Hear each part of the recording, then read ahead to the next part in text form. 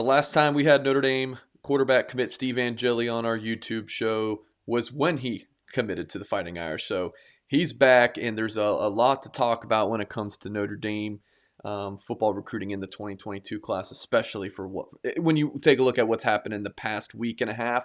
First of all, Steve, how's everything going, man? Fall camp at Bergen Catholic, how's everything looking with your squad? Everything's been great. We're just getting ready for the season. Obviously open up against a great team out in Ohio. So, we're a couple weeks out and we're really getting locked in and camp has been great. Obviously it's a grind, but it's been a great time just preparing for my senior season and get ready to go out on top one last time.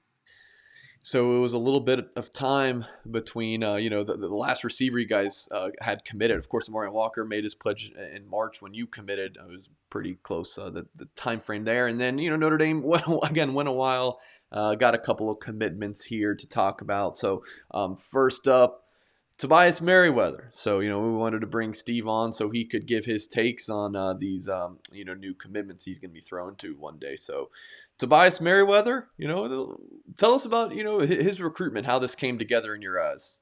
I mean, after I committed, we had a couple top wide receiver prospects that we were going after. Tobias obviously being one of them. When I finally committed and coach kind of gave me the list of who we were going after, obviously, turning on Tobias's tape, you could see right away he's obviously a physical freak, just the way he's built, his speed at that size as well. Just everything he could do with the football and make plays is kind of unbelievable. So, when I was able to get his number, I was hitting him up as much as I could, just trying to let him know that we wanted him really bad, that, I'd love to have him a part of this class. And obviously, I think, I did a pretty good job. The other commits did a really good job. And obviously the coaching staff and all the recruiting department in Notre Dame did well. And obviously he ended up on our side, which I couldn't be more happier about. Yeah, when you watch his tape, just how long he is and how he can go up and get the ball, I mean, you must be like, man, like you have a really good team there at Bergen Catholic. You've thrown to some good receivers, but you've probably never thrown to somebody like Tobias outside of what, 7-on-7? Yeah. When I was out in Chicago, but I mean, like you said, Tobias is just long, just athletic.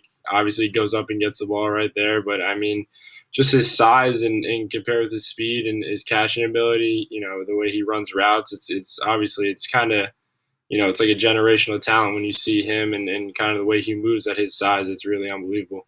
So we'll pop on C.J. Williams' film, of course, Notre Dame's other receiver commitment just here in the past week.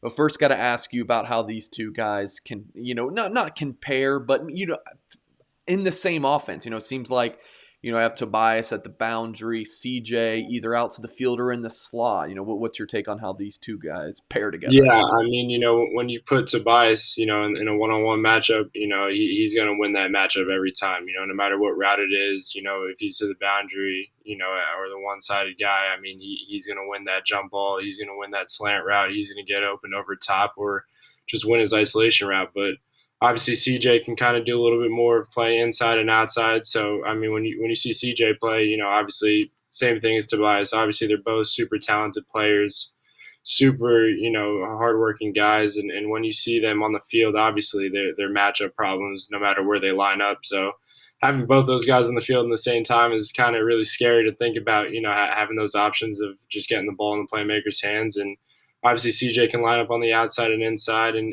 the way he runs his routes and the way he gets open is really special.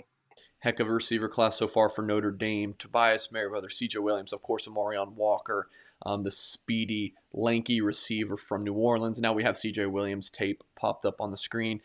Now, I interviewed CJ, posted that video at blueandgold.com when he announced his pledge. We're both smiling here because Steve knows what I'm about to say. He called you a pushy recruiter. He didn't mean anything negative about it. No, But yeah. what was your pitch to CJ? Clearly, you were double texting him and we're showing him a ton of love.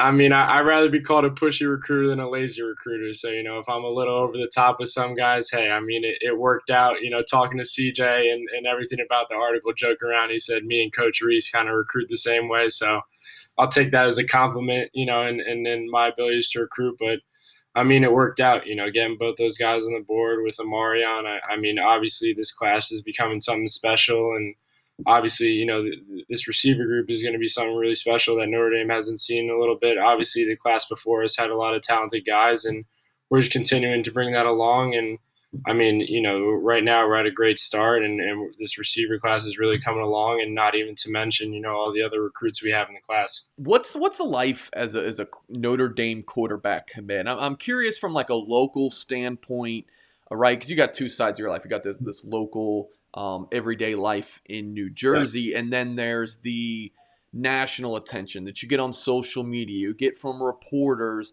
What's it like being a Notre Dame quarterback commit? Have you seen a shift from before March 4th, I want to say it is, to now? I mean, definitely, you finally, one of the things of being able to finally be, the commit for the 2022 class at the quarterback position, especially for a school like Notre Dame, which is, America's team. When you think about it at the college level, people are going to know your name and know who you are. But, that's exactly the role that, that you have and you have to step up into, obviously as the commit, and then once you become a quarterback within the program. But locally, I mean, I'm still the same kid. I'm still the same. To my friends and everything like that. Nothing's really changed, obviously, but a lot of fans, locally around, New Jersey. A lot of people like Notre Dame. A lot of people have went to Notre Dame. Notre Dame. There's a lot of alumni, so definitely knowing that, obviously a local New Jersey kid is going to go out there and play definitely gives them, a lot of excitement. And then nationally, being able to make relationships with some of these, prospects, recruits, and obviously, my future teammates has been really special.